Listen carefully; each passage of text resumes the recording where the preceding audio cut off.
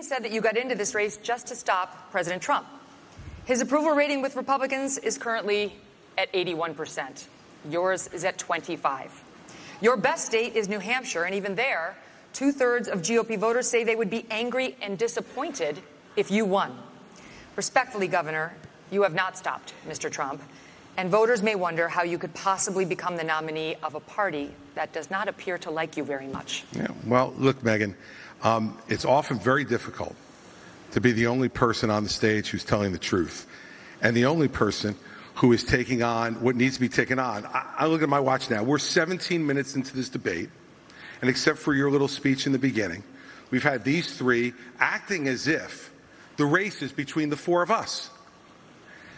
The fifth guy, who doesn't have the guts to show up and stand here, he's the one who, as you just put it, is way ahead in the polls.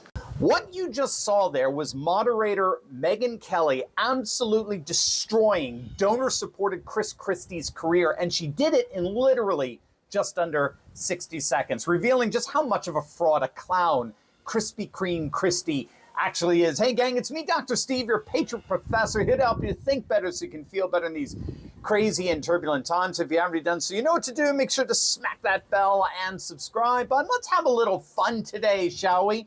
Let us all know in the comments section below who you thought did the worst last night in those debates. And was there anyone you thought who stood out? There's no way any one of them on that stage is going to get the nomination, of course, but your opinion will give us a sense of really who has a future in the new GOP and whose political days are forever done.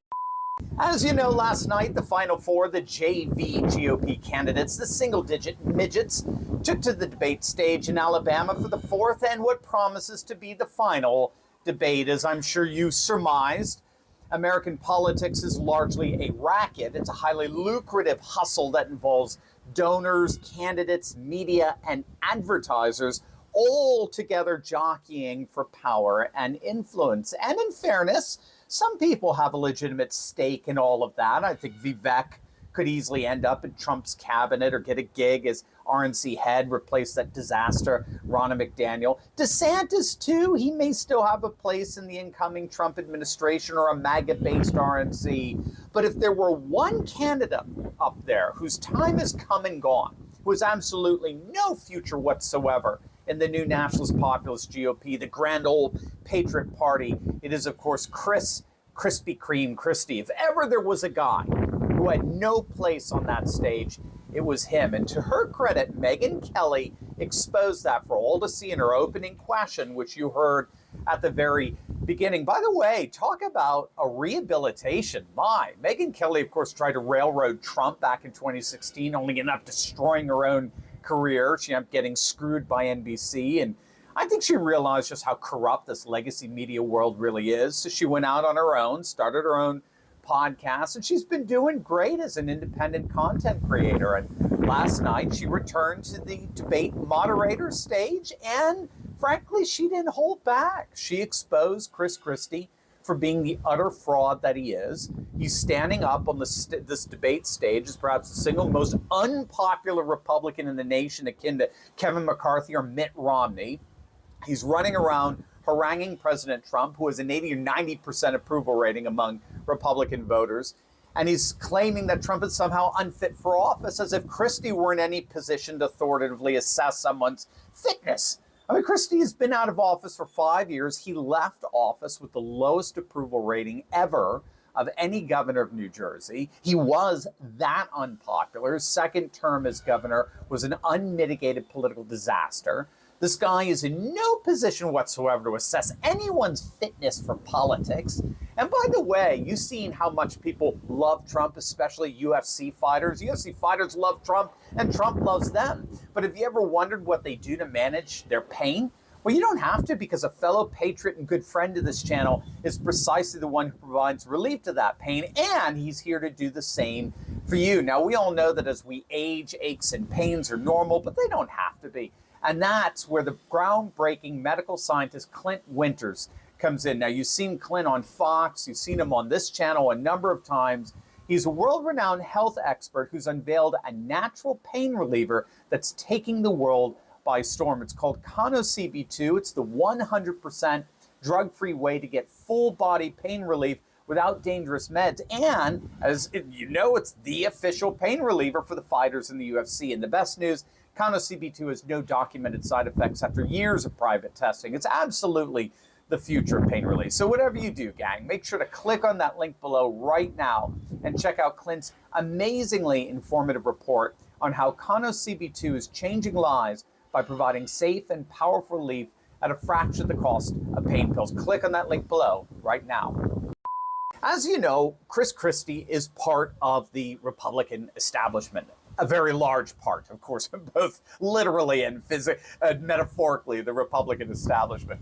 And his unpopularity is reflective of the overall unpopularity of that GOP establishment. And the reason for this is because of the massive gap that's opened up between the people, the rank and file grassroots, and the ruling establishment. Because the ruling establishment occupies such a radically different cultural space than the grassroots do, they're increasingly incapable of even speaking about representing the values, interests, concerns of their own constituency. So this is why the Republican establishment refuses to talk about the issues that their own voters are so concerned about: illegal immigration, border security, globalism, the shipping of manufacturing jobs overseas, wokeness, the disparaging of our culture and our American uniqueness and identity. None of that, literally none of that, is even remotely on the radar screen of the ruling Republican elite. And that refusal to address the issues that voters care most about has opened up the opportunity for someone like Trump to come in and take over the party. Scholars such as Eric Kaufman at the University of London, they call it bootlegging. It's really interesting. You know what a bootlegger is, right? You make alcohol illegal, but if people want to drink, what are they going to do? Well, they're going to turn to the black market. They're going to turn to these bootleggers who found a cash cow in supplying what the government refuses to make available, our establishment elite refuse to make available. That's what we're seeing in our politics today. In Europe, the amount of so-called third parties, these new patriot parties that have been rising up, they've increased 300% just in the last decade alone. Their representation in their respective parliaments has grown by a proportionate 300% in the last 10 years. In many respects, Donald Trump was a third-party candidate who won in 2016 a major party nomination. And so as much as rhinos like Christie want to whine and complain about the rise of Trumpism in our politics today, in many respects, they only have themselves to blame for it. In disenfranchising so many voters, rhinos created the social conditions that all but guaranteed the rise of the patriot movement and Trump's takeover of the Republican Party. And what we saw last night was Megyn Kelly, of all people, revealing to Christie himself that his days as a leader in the GOP have indeed come to a decisive end. But first, gang, as many of you know, we have unfortunately been completely and totally demonetized, which is putting our daily communication with one another at risk like never before. Now, we are actively working on getting this resolved, but as things stand, this channel has, without any warning, been totally and completely demonetized.